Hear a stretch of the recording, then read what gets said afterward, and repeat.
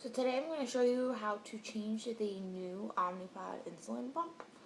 I just got my new system, and these are the new pods, and these are the old ones.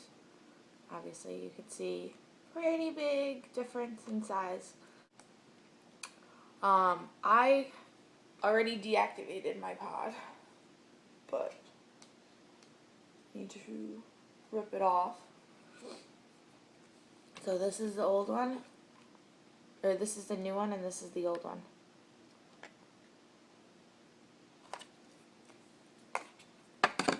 So,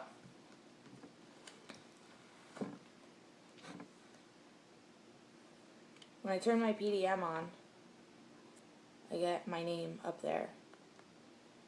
And then it goes to the home screen. It's asking me if I want to activate a pod now. Of course I do, so I have to hit yes. And then I have to fill my new pod with insulin, which OmniPod always suggests that you do right in this little container that they give to you.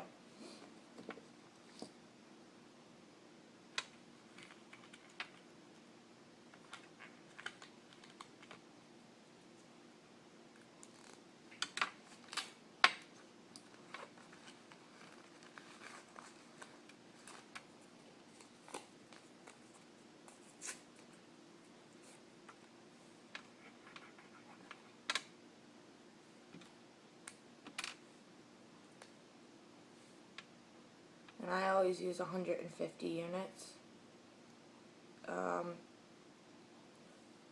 But the insulin pumps can hold up to 300 units, depending on how much you bolus, how much you eat, how big you are, how much you weigh.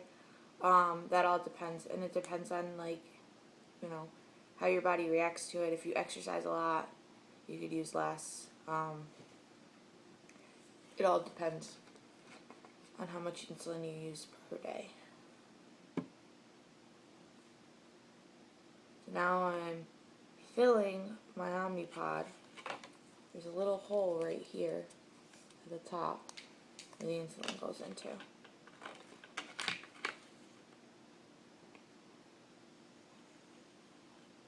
And you're going to hear it beep. That means it's ready to go to the next step. So on my machine, I have to hit next, and it gives me the instructions.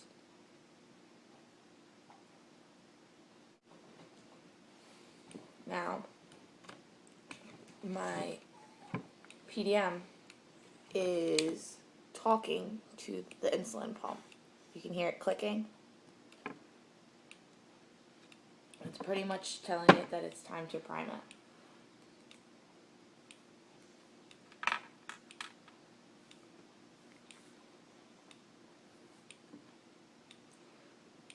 And usually this takes a couple minutes. So now it's giving me instructions on literally how to pull this apart and how to stick it to me.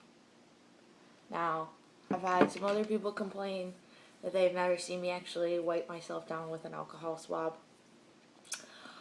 which is not true, because the last time I just happened to get out of the shower, and I probably should have mentioned that, and I didn't. So, for all those viewers out there, this is an alcohol swab, and you need to literally wipe off your skin where you're going to be placing your pump. You remove the needle cap right here. Just pop it up. It comes off. And then it's telling me to do next. Now it's telling me to remove the adhesive on the pod.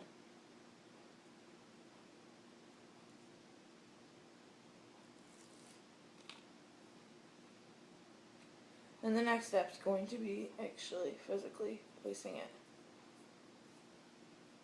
on me.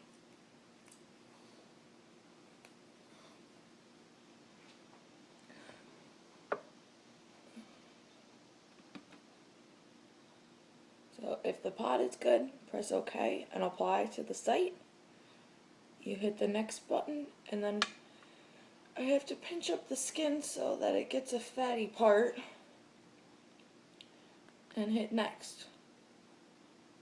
You'll hear some clicking.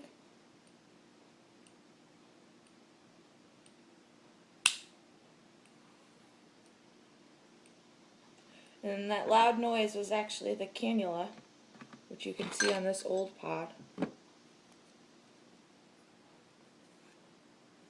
This little cannula right here, actually inserting into my skin. There's a needle that comes in, leaves the tube, and retracts. So now my basal is starting. The basal is the basal is the insulin that I'm getting all the time. It's not a long-acting insulin, but it's the insulin that is giving to me throughout the day.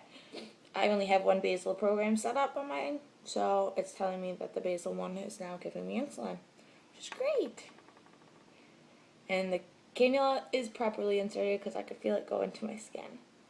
Now I'm just back to my home screen. Typically, they say to check your blood sugar about 2 hours after you put on a new site. And I do mine usually right before I go to bed. So my middle of the night is like 3 hours afterwards. So that's when I'll check my blood sugar. But I'm going to do it right now just because. And to do that is just like any other machine. You put your test strip in, you prick your finger with a little bit of blood and put it in the machine.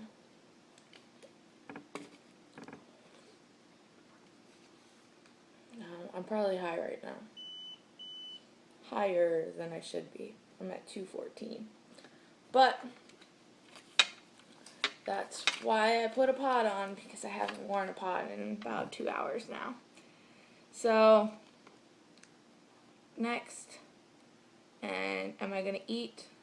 I just ate, so yeah. It's telling me to put in my carb ratio.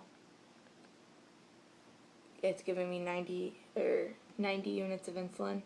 Not 90 units, 0.90 units of insulin. Hit next. Do I want to schedule a blood sugar reminder? I'm going to say yes, just because I could. And confirm. So now that's delivering my insulin.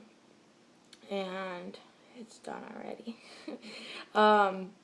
So I hope that helps you figure out, everything with your new OmniPod system, or if you were just curious to see what the new one is like. But if you have any questions, comment below.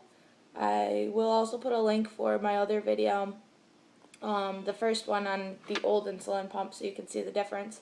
Generally, they're about the same, so there's just a couple minor things that are different you can see on the screens. But if you have any questions, again, let me know.